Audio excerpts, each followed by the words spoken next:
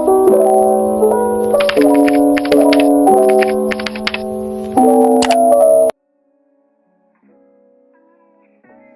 morning, everyone. So, our topic for today is all about primitive communism and egalitarian society, Chapter 6, Lesson 2A.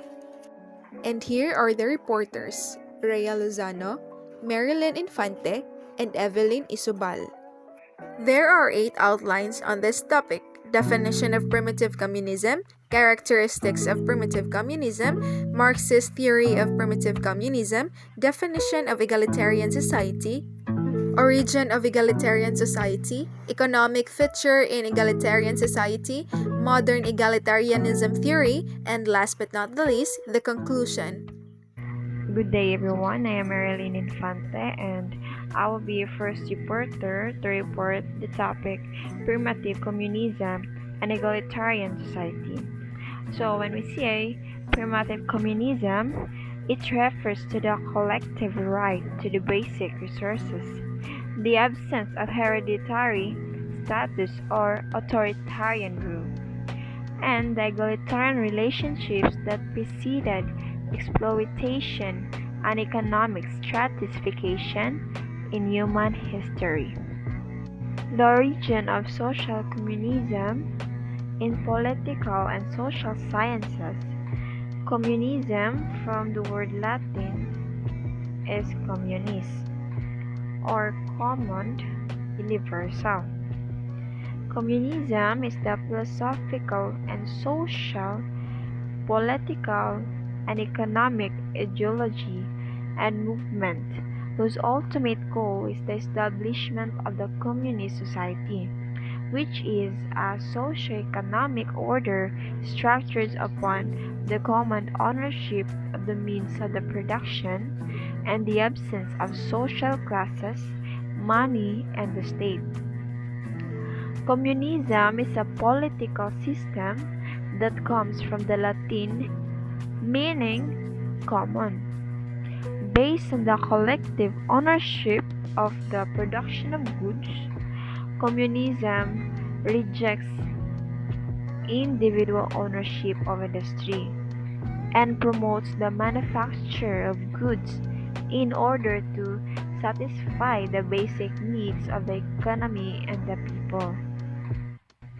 So let's now proceed to the history of primitive communism. So Karl Marx and Engels were inspired by Lewis Henry Morgan's description of communism and living that characterized the Iroquois nation of North America. The speculative evolutionary history of Lewis highlighted the liberty and the equality among the ancient people that was evident in the family setting of Iroquois nation. Engels transformed this idea into an evolutionary theory with publication The Origin of the Family in the year 1884. He argued that transition from traditional modes of production to subsequent production involve a change of production for domestic or family use to production for sale, or a change and a transformation from a communal family relations to an individual family as the main economic unit. Marx and Engels expanded the use of communism to include not only hunters and gatherers but also the subsistence agricultural communities. So let's now proceed to the characteristics of primitive communism. So the first characteristic of primitive communism was full democracy. So it is because about all members of the society had to make decisions to arrive at the solution regardless to their sexes. Next, we have the lack of specialization. This is because all people in the society are supposed to do all the jobs together, include tool making, gathering fruits, preparing shelter, and hunting. And for the next, absence of exploitation. So, the communal societies has neither exploiters or exploited. Next, shifting cultivation. So, primitive economic organizations were of the subsistence type. That is, they fall into the broad category of production consumption economies. So, one important reason for this is the absence of technological aids and their attempts to exploit nature, as is illustrated by shifting cultivation. Shifting cultivation means that the same plots of land are not cultivated for long, and that cultivators move from the one plot to another. The reason for doing so are understandable. The decreasing yield of land as a result of continuous cultivation can be counteracted through proper maturing, but maturing represents a rather advanced scientific level of cultivation. Next, hunting and gathering. Hunting-gathering societies hunt animals and gather plants as their means of survival. Hunter-gatherers move about a great big deal in search of food, but they cover only a small area because their food sources are so limited. Usually, men were hunting and women were gathering. Next one, no economic surplus. All production was for keeping members of the societies alive on daily basis. Next characteristics is shared property. There is no concept of ownership beyond individual possessions. The tribe shares everything in order to ensure its survival. So let's now proceed to the evolution of primitive communism. The rise of social class society has changed the human history. The communal ways of organizing society have since changed. Humans have moved from a society of equality and communal living to one characterized by oppression and exploitation. The agricultural revolutions around the world have transformed most hunter-gatherers to farmers. The need for political structure to advance the affairs of communities has brought about significant changes to communal leadership and decision making. So let's proceed to Marx's theory about the primitive communism.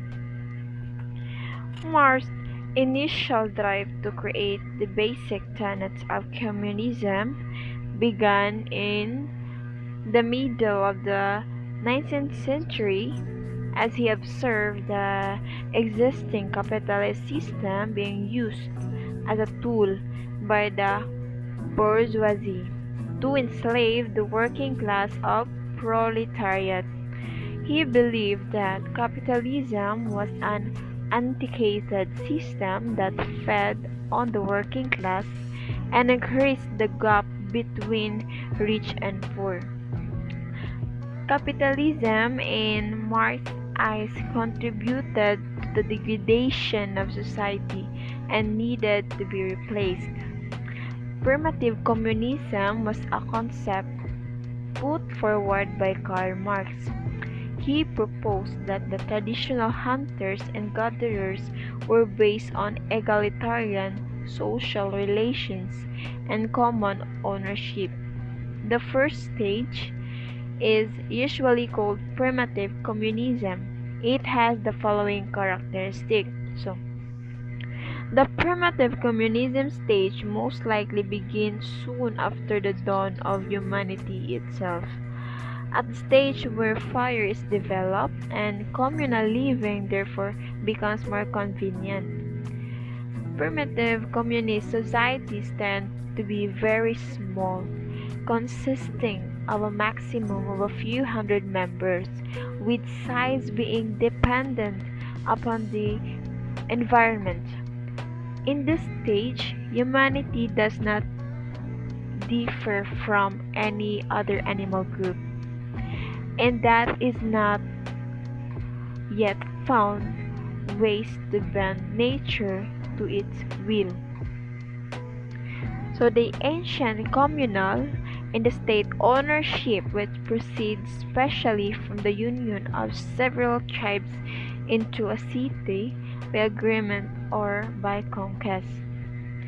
During this stage, the concept of private property begins to develop.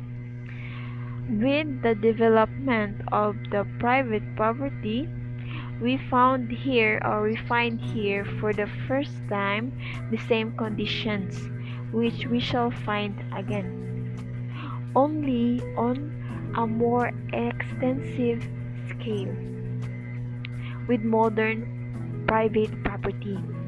On the one hand, the concentration of private property.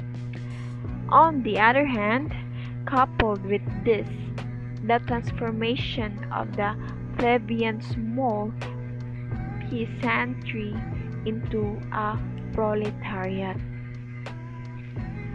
His well-known tome, The Communist Manifesto, published in year 1848 and written with Friedrich Engels, sought to outline the basic faults of capitalism and educate readers on the principles of communism.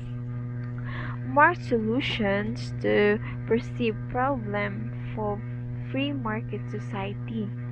The manifesto contained 10 steps, known as the 10 planks, were intended as a test to determine if a society had successfully become a communist state.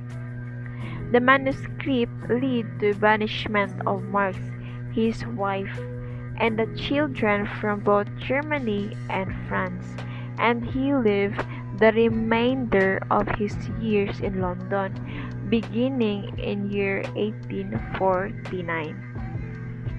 This stage ends with the development of private property, especially with the development of large-scale agriculture. This in turn produces productive property such as cattle and slaves. And now let's proceed to the social class in communism. The members of the Communist Party are supposed to make the working class realize that the capitalists exploit them and get them to revolt. Members of the Communist Party have to convince the people to form the ideal communist state and have to fight against the capitalists with all possible means. Marx and Lenin knew that the ideal state couldn't be created in one day. For some time, the Communist Party would have ruled the state to subdue the last capitalist resistance, re-educate the people, and to convince them to become useful members of society. This gives the Communist Party absolute power in the communist countries, and like Action said, power tends to corrupt, absolute power corrupts absolutely. According to communist theory, there are two main social classes. First, there is the working class, consisting of the workmen and laborers who are exploited by their capitalist bosses. Then there is the bourgeois, the capitalists. They just profit from the work of their employees and are seen as the enemies of the working class. They should be extinguished or re-educated.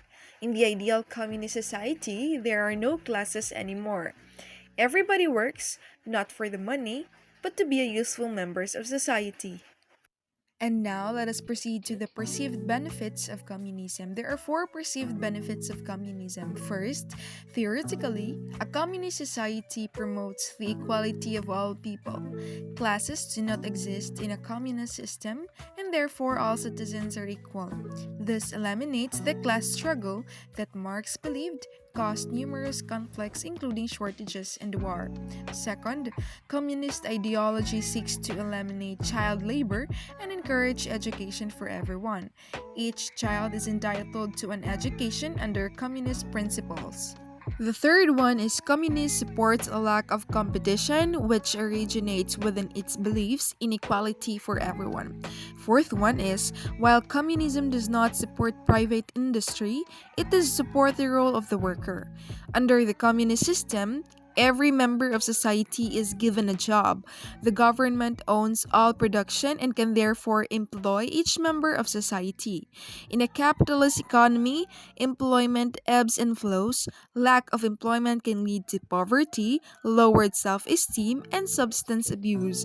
In a communist system, all citizens are provided work. And now, let us move forward to the definition of egalitarian society. An egalitarian society is one in which there are as many positions of prestige in any given age, sex, and grade there or person capable of filling them. Origin of egalitarian society. Egalitarianism, from French égal meaning equal, or equalitarianism, is a school of thought that prioritizes equality for all people. According to the Stanford Encyclopedia of Philosophy, egalitarian doctrines maintain that all humans are equal in fundamental worth or social status. According to the Merriam-Webster Dictionary, the term has two distinct definitions in modern English, either as a political doctrine that all people should be treated as equals and have the same political, economic, social, and civil rights, or as a social philosophy advocating the removal of economic inequalities among people, economic egalitarianism, or the decentralization of power. Some sources define egalitarianism as the point of view that equality reflects the natural state of humanity.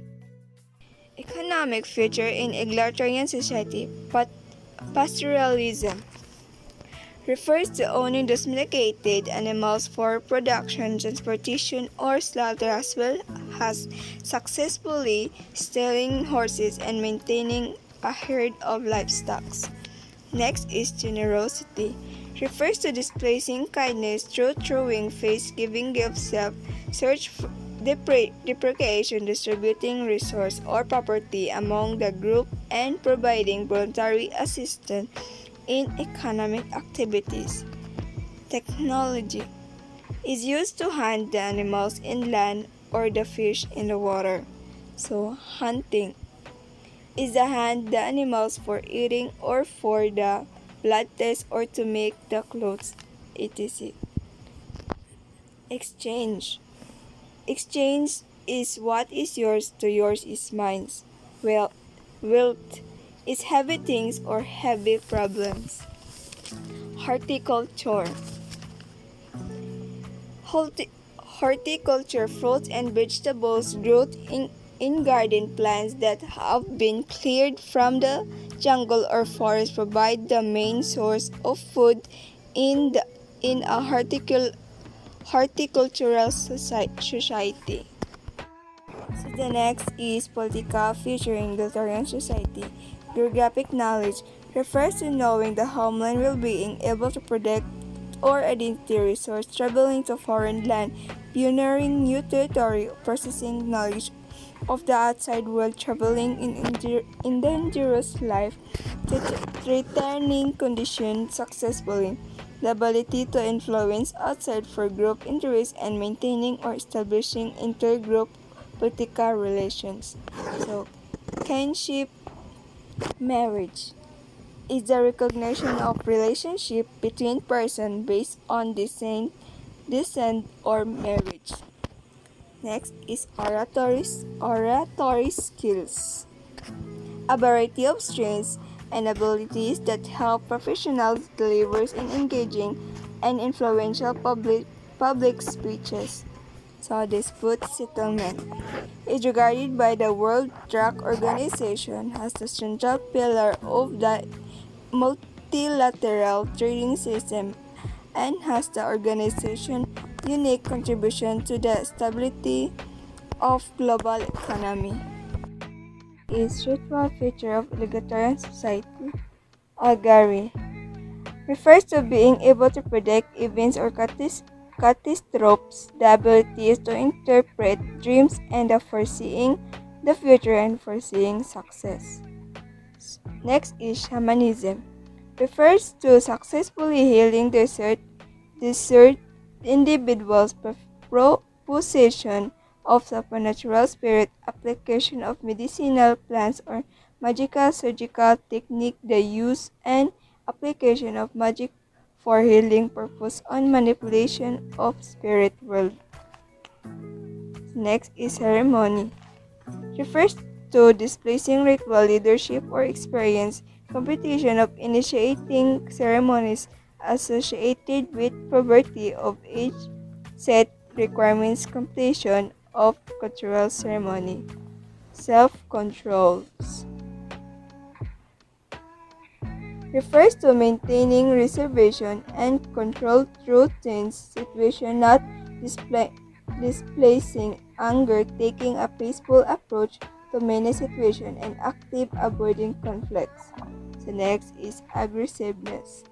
Refers to the ability to express opinion, ideals vehemently when necessary, being able to express discontent without reservation, being forceful in aggressiveness with others, and gaining respect through aggressiveness displays. So the next is intelligence. To being quick, witted, and able to make good decisions on the spot, being knowledgeable on a variety of subjects and displaying contextual knowledge or educational knowledge. So the next is modern egalitarianism theory. Reject the classic definition of egalitarianism as a possible achievement economically, politically, and socially. Conclusion. Primitive communism, collective rights to basic resource, absence of hereditary status. Egalitarian society. There are so many positions of prestige in any given age, sex, and grade. There are persons capable of filling them. Thank you. And that's it for today, guys. I hope you learned something.